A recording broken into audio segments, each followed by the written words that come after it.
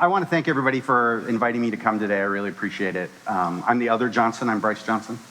I am the inclusive lead for Microsoft Devices, and I'm here to talk to you today about the Xbox Adaptive Controller and how we developed that device through the Microsoft inclusive design process. So my talk is Recognize Exclusion, Design for Inclusion. Has anyone heard about the controller? All right, great. Please go get a pin. I brought tons of pins. I really don't want to take them home. So go get a pin. Give them to your friends. So this is the Xbox Adaptive Controller with a bunch of its friends. I like to call it ZAC because Xbox Adaptive Controller is a mouthful. So we call it the ZAC all the time. The basis of this device is that the peripherals that you plug into it are what gives people the freedom to design their own controller. So see, these are some of the peripherals that kind of work and that we designed this device to work with. The one thing I'd like to sort of say about the name, just before we start off, is that we call it the adaptive controller. Some of you might have heard the term assistive technologies a lot. It comes up a lot, like voiceover on your phone is considered an assistive technology. We decided sort of intentionally to call it the adaptive controller because we really felt that the core of this device is that this technology adapts to you, not you to it, right? Like we're not here to help anybody, we're here to basically meet gamers where they are. And for some of our gamers, this is what they needed.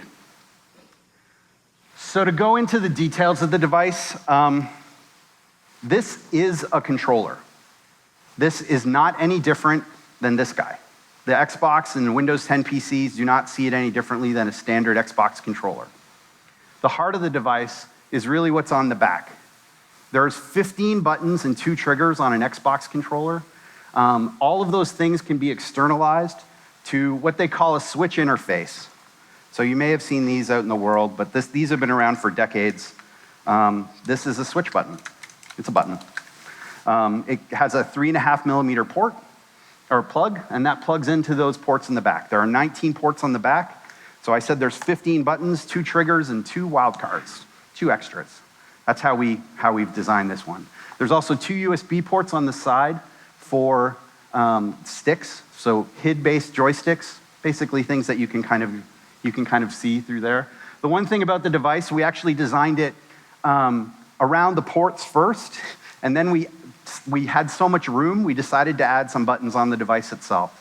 The one thing I will say about assistive technology that a lot of people might not realize, this button costs more than this controller. This is a $70 button. Medical technology, you know, we're hoping that things can get disrupted, but the reason why we used this standard of the buttons was that if you have an investment in these technologies that you've made in the past, we wanted you to use them. Like, I don't want you to go out and buy a whole bunch of new buttons, or there's millions of these things that exist and they're really customized. We wanted to make sure that people could use them, so we used these standards. So you might wonder how people play. Before I get into these folks who are playing here, I want to talk about Sergeant Josh Price there. He's in the lower left there. That was in 2015. He's a vet. He came to visit us, and we worked with him, and you can see that he's an amputee. So he uses half of a controller, and then he basically had his nub on a stick and a button array. And that's how he developed that device. So we saw what Josh needed to play, and this was sort of the genesis of how we started getting our heads around what we needed to do. There's Andrew in the other corner. Andrew has cerebral palsy. He plays with his feet. He can create a device with the Xbox Adaptive Controller. Upper corner, that's Cherry. You may have heard her today. She is in the back. Cherry plays with the Xbox Adaptive Controller, and to give her a way to, for a lot of people, stick presses are hard, right? How do you use the stick and press them as buttons at the same time?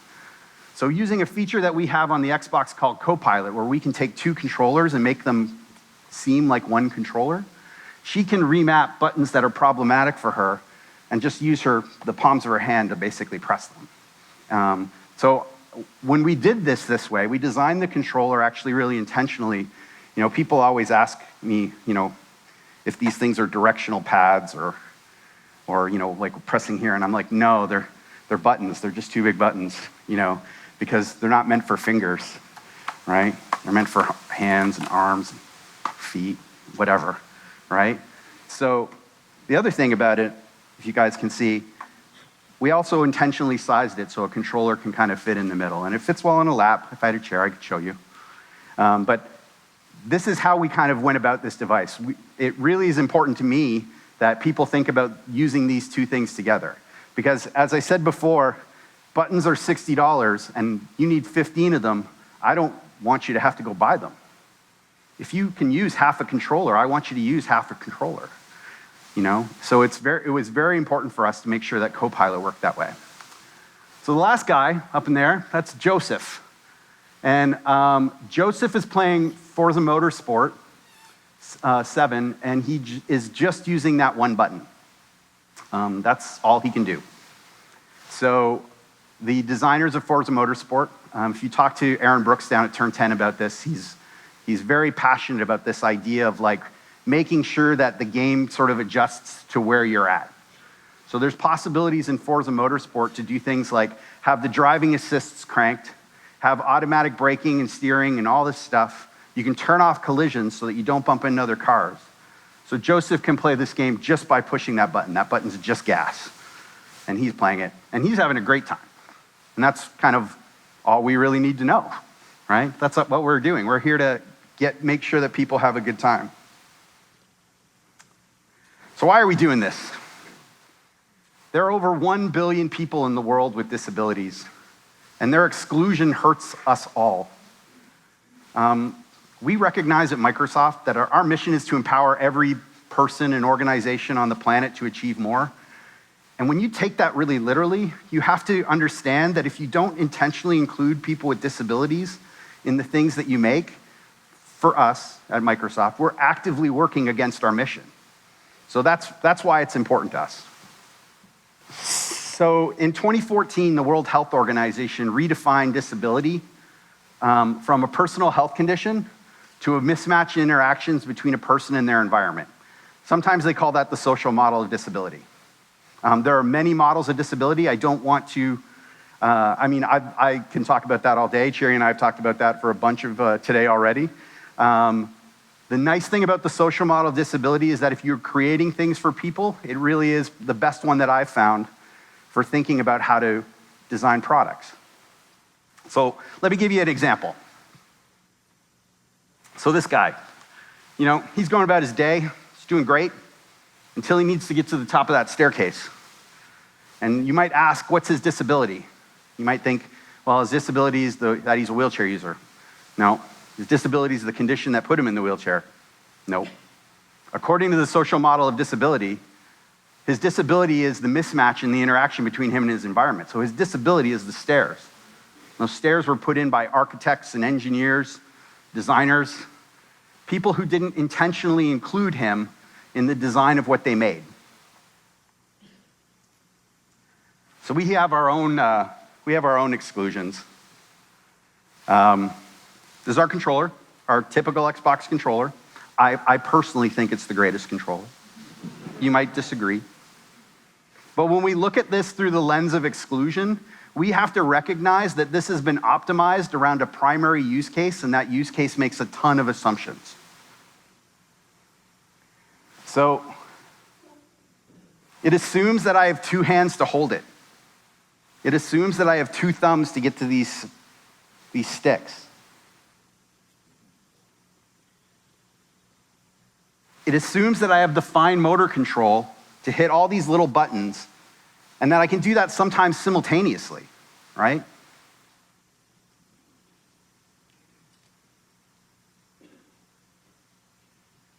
It assumes that I can reach around to the bumpers and triggers, that I have that kind of motion.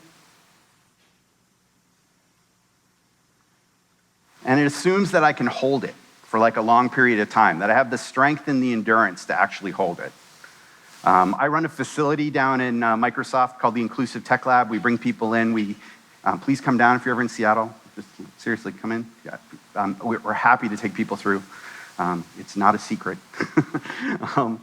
We bring people through to show them these mismatches in interaction. So one of the things I do is I have a controller, and I've taken out most of the insides. It still works, but I filled it full of lead shot. And so I hand a controller to someone. They're like, "Oh, that's heavy," and I'm like, "Yeah, for some people, like that's what that's like."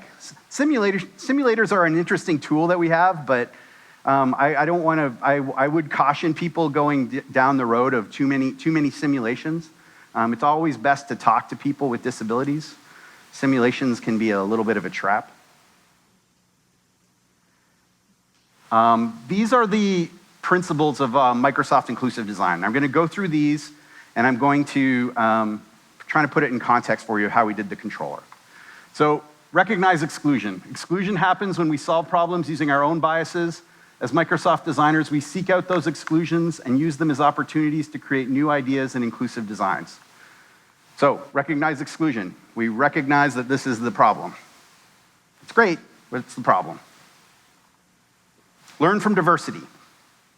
Human beings are the real experts in adapting to diversity. Inclusive design puts people in the center from the very start of the process, and those fresh, diverse perspectives are the key to true insight. Solve for one, extend to many. Everyone has abilities and limits to those abilities. Inclusive design puts people with permanent disabilities from the very start, and it actually results in designs that benefit people universally. Constraints are a beautiful thing. So what does that mean? So recognize exclusion, learn from diversity. When we met Josh and we recognized that we needed to kind of do something about this, we started to reach out. So we've worked with Able Gamers, the Cerebral Palsy Foundation, Special Effect, Craig Hospital, which is a spinal cord and neurological disorder hospital in Denver, and Warfighter Engaged. Josh was actually from Warfighter Engaged. All of these NGOs deal with gaming disability in a different way. They all have similar goals, but what's been really great about our partnership with them is that they're all very different. So to give you an example, Able Gamers in the US, because of the size of the US and the scope of their charity, they take in grant requests from people, and they put together packages, and they put them in like the mail, and they send it to them, and they go, "Here's your controller." And then basically you have to go set it up. Special Effect, because they're in the UK, the geography gives them a different business model. So what they can do is they can take an occupational therapist and a technician, and they can put them in a van, and then go over to your house, and they can build you a controller in your house. Those are two very different ways of approaching the same problem, but it was great. It was great for us to learn these things and to think about how we can amplify what they do in a product for them. Because before we made the Xbox Adaptive Controller, we saw all these charities basically taking these apart and soldering wires to them and kind of trying to figure out, there's a technician at Special Effect called Barry Ellis. And I've known Barry for a few years, and for the first year we knew each other, every 2 months he would be like, "Why did you make it so hard to hack your controller?" And I'm like, "Because we didn't want you to hack our controller." It took him a year to stop asking me.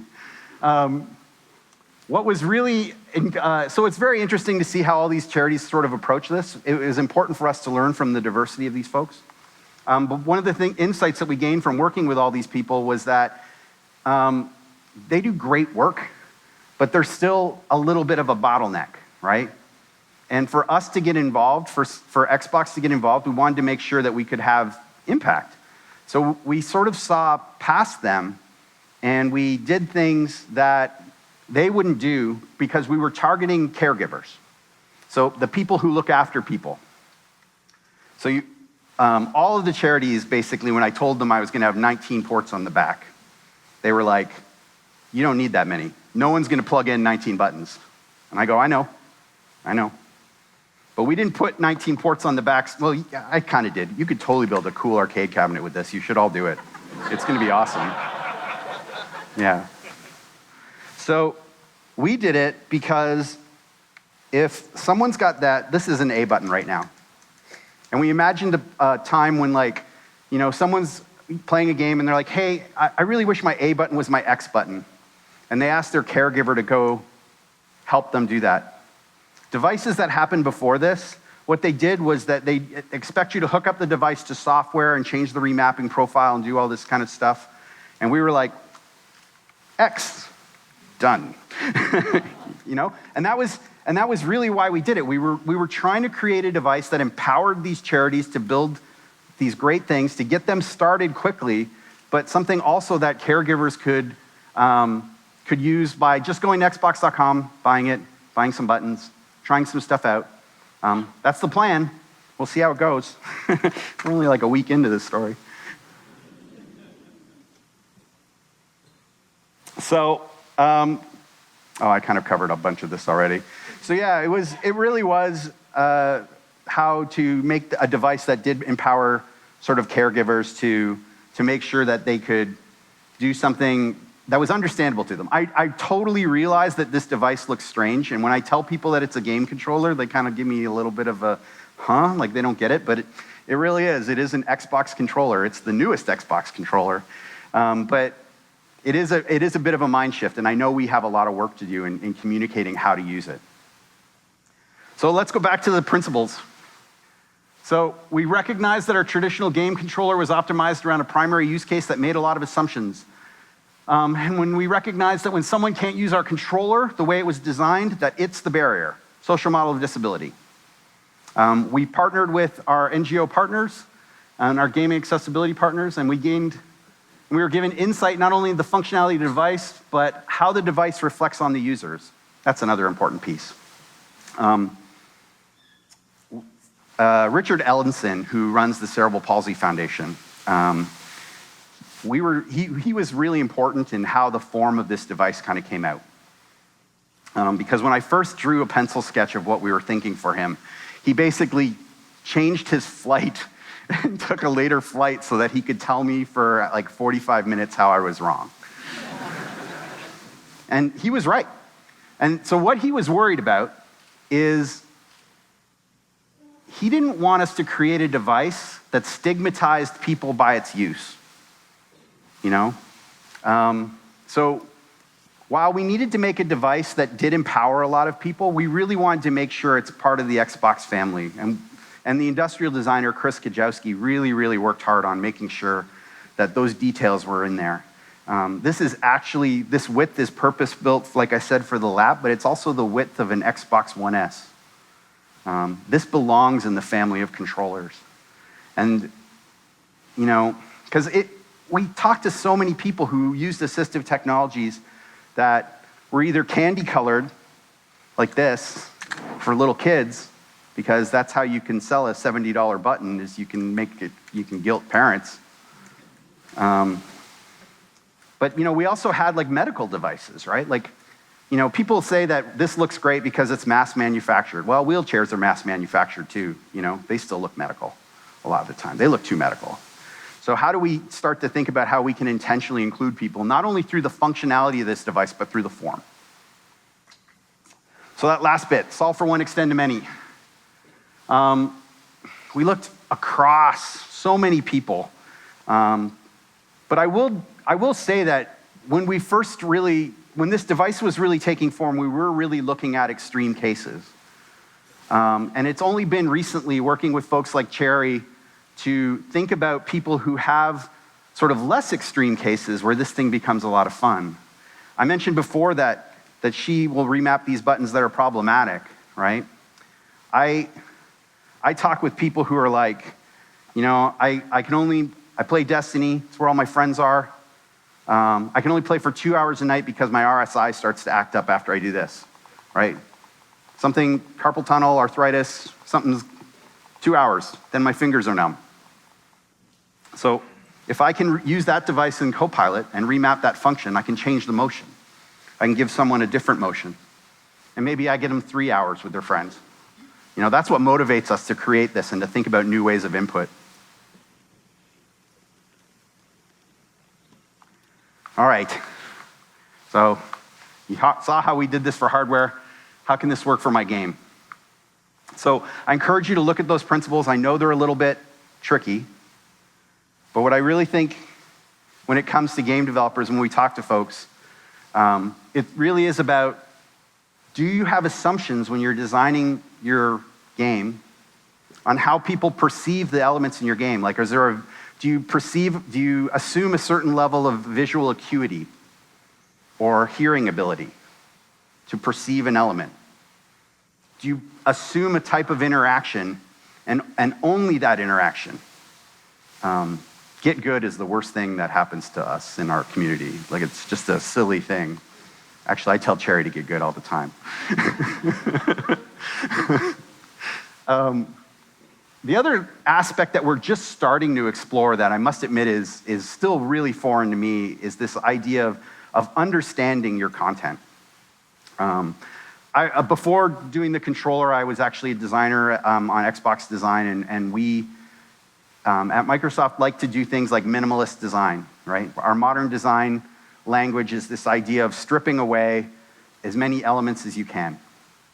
And what I've found from working with the disabled community, in particular the autistic community, is that this idea that I don't have a super huge confidence in this idea yet, but there is something there, and I've been backed up by other folks, is that the Gestalt principles of design are for the neurotypical.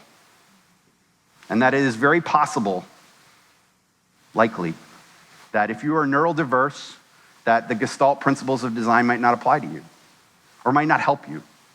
So basically what happens is I design an interface and someone with autism tells me to put more borders in it because they can't understand where my edges are. Everything crashing together.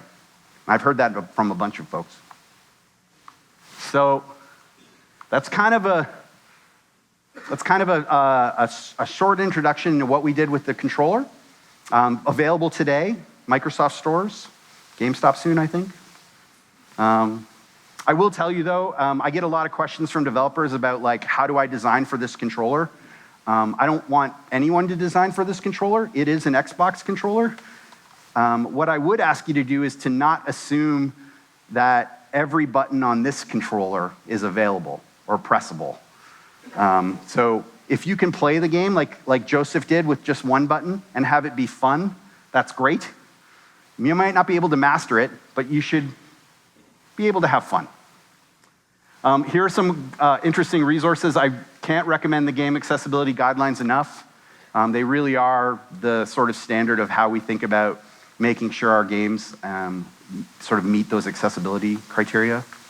And I also really encourage you to watch Cherry's presentation, A Fraught Love Letter to the Games Industry. It is totally worth it. Thanks.